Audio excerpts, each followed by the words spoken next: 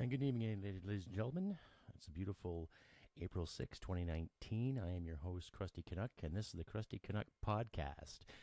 This week's show, we'll be discussing the ever-so-frustrating carbon tax and the malarkey and the abomination that was the Alberta Leadership Debate that we saw on CBC television. So let's start with the carbon tax, shall we? Well, before we begin, I'd like to say that the music is brought to you by Killing Joke. I do not own the rights of any of this, so we'll get that legal term out of the way. Just thought it was a pretty catchy intro. Carbon tax, yeah. So we know this is looming for a couple of years now, and it's been in effect in 4 provinces across the country. So on average, a Canadian taxpayer is paying, or actually anybody driving a car in this country, is paying anywhere from $1.20 per liter, in some cases in BC to $1.50 a liter. Go figure, right? All this is supposedly fight the big carbon monster that Canada is producing, even though it's been proven that Canada's carbon footprint is roughly maybe 1.6% compared to the world, compared to our neighbors to the south, to India, and to China. So basically, we're nothing but a drop in the water of malarkey when it comes to the carbon tax. Personally, I just think it's nothing but a cash grab. Liberals got stupid, spending more and more money for the sake of virtue and for the sake of a handful of people at the United Nations. Meanwhile, the rest of us Canucks have to pay more per liter, more for heating, more for living, just to make our so-called liberal leaders happy. I don't know what to say. It's just a con, really. Who in their right mind proposes any kind of tax is a good thing, right? People were upset with Mulroney back in the late 80s and early 90s when he brought in the GST. And I remember the button saying government-sponsored theft, which it was. But, of course, us Canadians, we learned to accept it. However, what exactly did it pay off, right? All these big debts have come and gone, and yet there's always some reason that some party gets in and wants to tax and fucking tax people. It's getting to the point now, no matter what the hell you do, you can't even scratch your ass, pick your nose without someone saying, oh, we have to tax that, right? I always thought carbon was a good thing to help people with growing, i.e. agriculture, gardens, the abundance of boreal forest we have in this country. I always thought carbon was a good thing to keep plants growing and flourishing and nutrients and all that good stuff that you're taught in grade 10 science. However, powers that be think that we're all dirty, nasty polluters and we should just keep paying. And I wonder what their carbon footprint is, ladies and gentlemen. All these bigwigs that fly around the country and all these big summits in Paris and other parts of Europe alike and say the magical words, oh, Canada will dedicate so much money to fighting carbon. Yeah. I wonder how big their carbon footprint is. Every time they campaign, every time they go on television and hand us more lines of shit, taking more money of our pocket because they can't keep their fucking hands to themselves. Anyhow, speaks for itself. I looked at my gas bill, gas and hydro, this past month, and it's kind of ridiculous. Well, I'm not going to exactly say how much it cost, but you get that big headline on page 2 saying carbon levy, which is roughly about $35. So for everything that I use to heat my home and to keep the lights going, I've got to pay an additional $35 because, it's adding a carbon footprint. And not to mention that gasoline from my truck costs another $15 extra every time I fill up, right? So, the math I've done it's pretty phenomenal. Not to mention the small businesses out there, and according to our beautiful leadership, of course, Ms. Notley and her infinite wisdom, and of course her buddy, Justin Trudeau, and his infinite wisdom, small businesses tend to be tax havens, according to their logic. So I wonder how small businesses feel. I wonder how anybody feels about the whole carbon tax scam. Personally, I like to rip everything up and just throw it in their faces. But if you have a comment, feel free to leave me a comment at krustycanuck.ca, or you can find me on YouTube, Krusty Canuck, or on Facebook, or here on Podbean. Feel free to give me a comment or two. Let's get the conversation going. Carbon tax, basically it's just a tax for breathing. An excuse to take more money out of the Canadian taxpayer's pocket and to sit and virtue signal over and over again. You know, all the so-called quote-unquote experts can tell us, oh yes, it's not revenue, it's revenue neutral. Well, if it's revenue neutral, why do you want it so bad? Right? Why does Climate Barbie stand by it so adamantly? Right? Why does Ralph Gooddial, Mr. Public Safety Minister, stand by it so adamantly? Of course, Justin stand by anything adamantly when it comes to making someone else's money and taking someone else's money, right?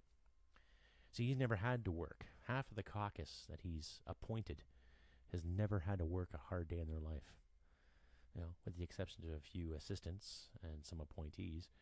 But he embodies all this. You know, do as I say and not as I do, because I know what's best for you, right? Well, he does admire basic dictatorships, and he likes spending other people's money. That's been proven. And Notley, well, she's no different, you know. I understood Albertans were craving for something different because Miss Redford was such a dink when it came to spending public money on beautiful things for herself, of course. Another corrupt politician, doesn't matter exactly what party she was representing or where she was from, she got stupid and got caught. However, I don't think Notley was a great inspiration. I don't think she was a really healthy alternative, to be honest with you. Well, anything NDP on it to me just stinks of pseudo-socialism to the highest, regardless of what their good intentions are. NDP in Ontario had a nasty track record of putting everybody into debt. I remember that when Bob Rae was Mr. NDP leader. The amount of debt that province had to accumulate because of his wise decisions. The only good thing he did was he told insurance companies to smarten up and stop gouging people. That's about it. But everything else seemed to be compromised. You know. And then after him, a conservative government came in and ended up having to cut certain social programs. So you can see the pattern here. So which is bringing me to my next point of the Alberta Leadership Debate. My wife and I were sitting there watching it on CBC, and I was just, I don't know. I was dumbfounded. It didn't really register with me as a debate, not the debates I'm used to seeing. You know, you had four candidates, Liberal candidate Notley, Mr. Mandel, used to be the mayor of Edmonton, and Mr. Jason Kenney, sitting there squabbling back and forth about platforms and racism and prejudice, and I'm shaking my head thinking, is that even a thing here? Really? Like, the economy's gone to shit. People are hurting for work. And Quebec is still getting so many billions, and Ontario, of equalization payments from borrowed money. And the only thing Notley can really contribute is pointing fingers at Mr. Kenney, saying, oh, you said this and you said that. How many years ago was it? Anyway, I'll leave links at the bottom of my page in regards to the whole carbon fiasco and the Alberta leadership debate. I don't know. I had a hard time watching it because not only were they spewing rhetoric and BS about the whole diversity and the whole homosexual GSA agenda and what so-and-so said so many years ago, it just seemed they were losing focus on what was really good for the province, as any leader should. What was the platform? You know, ironically enough, Mr. Liberal candidate, Mr. Khan, you know, said some logical things, but too bad he represents a party that refuses to accept logic and fact. They too are on the race baiting wagon. They too are constantly worrying about the, identity, when they should be looking after the people that put them into power, especially looking after the rest of the country. So I don't really take that Liberal candidate very seriously. As a matter of fact, I don't take any Liberal candidate very seriously, unless it's Ms. Raybould, who had the guts and the integrity. Hats off to her. But the rest of the clowns, it just seemed like just a circus. And then every so often, the CBC moderator, 1 minute left. Well, 45 seconds. It's like, what, are we watching a basketball game, or are we actually trying to hear a debate here? Hats off to the panel, actual journalists with integrity, talking and making sense of the whole thing. But I just remember sitting there with my wife and going out of my head thinking, what the hell are they talking about here? You know, like they talk about the pipeline. Okay, they dwelled on it a bit, but there was no actual, cold hard fact. When their shovel's going to hit the ground? When is it going to be built? You know, when is this government going to tell the federal government, look, you either back us up or you get the hell out of our way?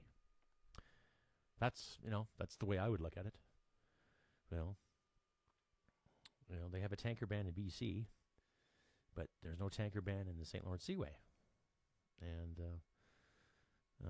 that came from our representative here, Kevin Sorensen, when I did a town hall with him. He was very adamant in explaining the details when it came to Saudi Arabian oil. So it's nothing, no big mystery, ladies and gentlemen. Our federal government and his provincial buddies and backers would prefer to have Saudi oil come to Canada to fuel the cars rather than Alberta oil. So it's kind of a slap in the face all ways around, provincially and federally. Right. So while Victoria is dumping poop into Pacific Ocean and Quebec and Montreal, Quebec City and Montreal, both dumping their crap into the St. Lawrence. And yet they're worried about a handful of orcas in BC. What I understand of whales, they stay away from big ships. Big noise scares them. So that's just an excuse. But we'll see come April 16th what Ms. Notley has to say or what Mr. Kenney has to say. I'm not even going to count the Liberal. I don't think there's been a Liberal in this province since the 1950s, I believe. So, but Mr. Mendel there, the Alberta Freedom Party, he actually had some valid points. He had some decent logic. And from being the mayor of Edmonton, I think he's got something to stand on. But you, the voter, you decide. I haven't really decided yet. I'm definitely not going to vote for Notley, that's for sure. She's just windbag. I put her up there with Iker Khalid and all the other windbags that make these suggestions, and try to look good at the taxpayers' expense. But everybody else just seems, it just seems foolish. You watch these guys on TV, and I miss watching a good old-fashioned debate.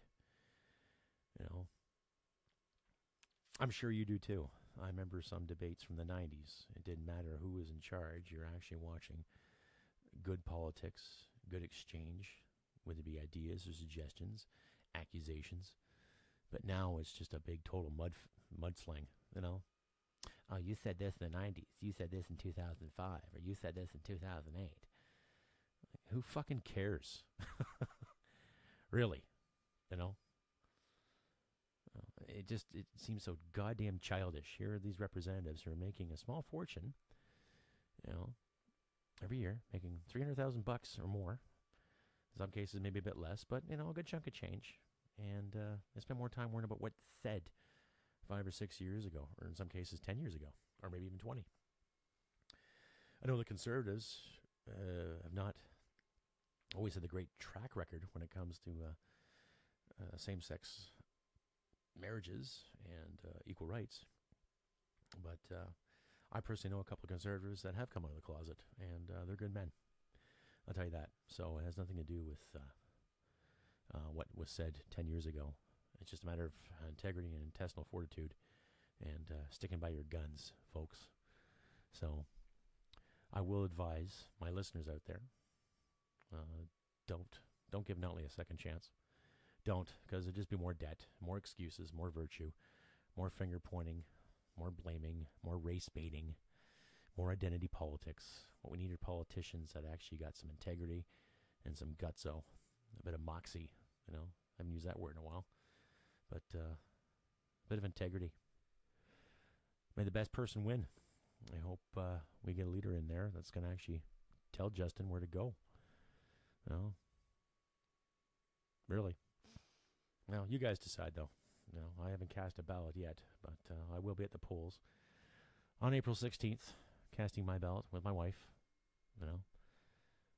Decide who the best person is and get the job done. As I mentioned in my last video, I want to see people prosper. I want to see people get ahead. I want to see prosperity. I want to see the oil patch back at it again. I want to see farms producing great product. I want to see people standing up for canola. That's a great crop. It's a good product. I want to see kids happy, laughing, all that good stuff. But we're not going to do it until we get some more people who actually want to lead rather than take and lie and divide. Right? Well, this country means a lot to me, and I'm sure it means a lot to you too, especially this province. I've been living in this province now for more than 10 years, and I can say I've fallen in love with the place. It's great. Things are steady, work is good. But I'm sick and tired of seeing, half-assed leadership, lackluster politics, and all this mudslinging. For what? It's all about power. It's a power grab, folks. So let's elect the individual that's actually going to do something right and stand by all Albertans, not just a handful here or a handful there. Somebody who's going to do the right thing, get the economy going again. I'm sure there's been gestures and inventions that have been brought forward before, so we don't have to rely on fossil fuels. But for now, this is all we know. And taxing someone to death is not going to lead to prosperity. Never has. Right? When I look at the taxes I've paid this year, you're looking at an average about 42.5%, maybe 42.6% of everything I have earned has gone to federal and provincial taxes. And, of course, a few extra bucks to municipal taxes, land tax, paying rent on your own land, all that good stuff. What? Now, as I sit here and have a smoke and a good cup of coffee, I realize we pay too much tax as it is. And with the NDP or Liberal, they're going to take more taxes because they want to spend more money, At whose expense? They don't have to pay for it, Most of them are rich bastards to begin with. And I can honestly tell you, they're rich because they're inherited, not because they did it on their own merits.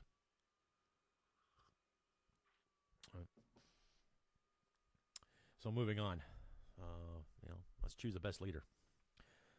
Let's try to get some really good people in charge that want to do things, that want to do good by Albertans. Not every politician's perfect. Not every leader is perfect. They've made mistakes. I've made mistakes. Some of the people I've worked for made mistakes. But, let's start looking at these politicians as, okay, we're going to elect you to do a job, so let's make sure you do it. I'll leave links at the end of my broadcast here on the page. You can follow along, make your own decision. That's what I encourage here, folks. Make your own decision. Choose wisely, use your head. And actually really think about who we're going to put into the provincial cabinet, and especially come October, who we're going to put into the federal cabinet as well. I think Canada is one of the better success stories on the planet. We've got our cousins to the south of us that we can look up to sometimes when it comes to their strife for liberty and power. But let's start looking at our own people here. Let's start fighting for our own liberty and our own power. Let's start fighting for what's right. Let's start fighting for our families and our friends. Let's start fighting for the veterans. Let's start fighting for our seniors. Let's start fighting for people of all walks of life here that just want a better life, period. And it doesn't matter where they're from. Asian, East Indian, Pakistan, Afghanistan, Cree, Blackfoot, Ojibwe, Algonquin, Mohawk. It doesn't matter, ladies and gentlemen. It doesn't matter at all.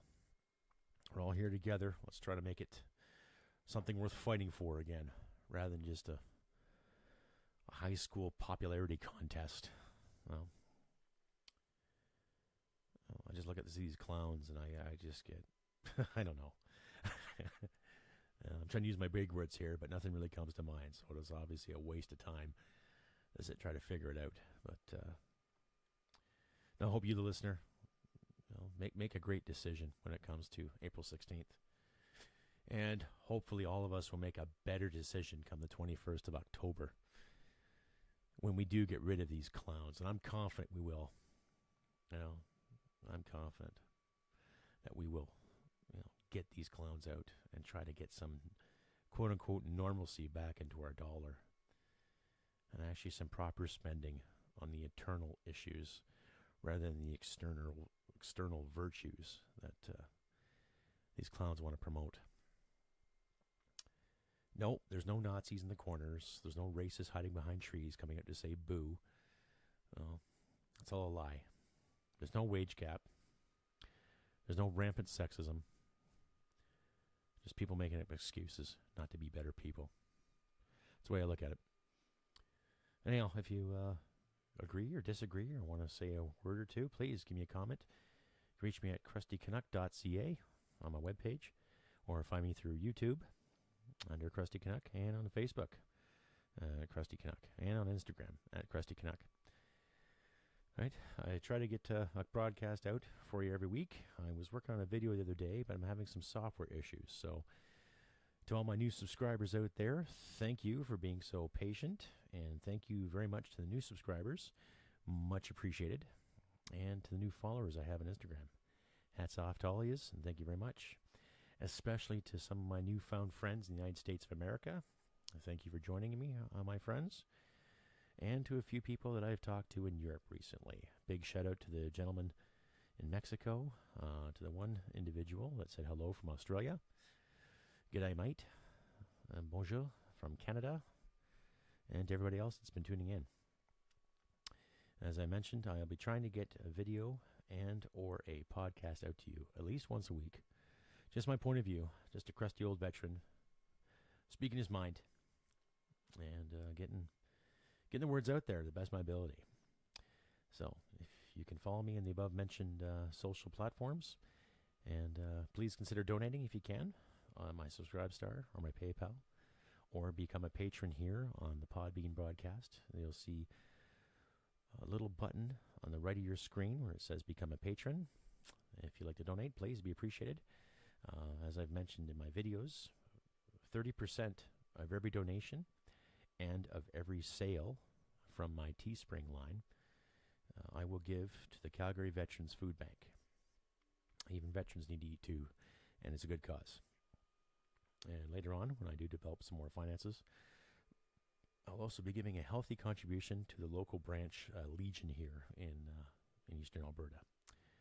So, I have been Krusty Canuck.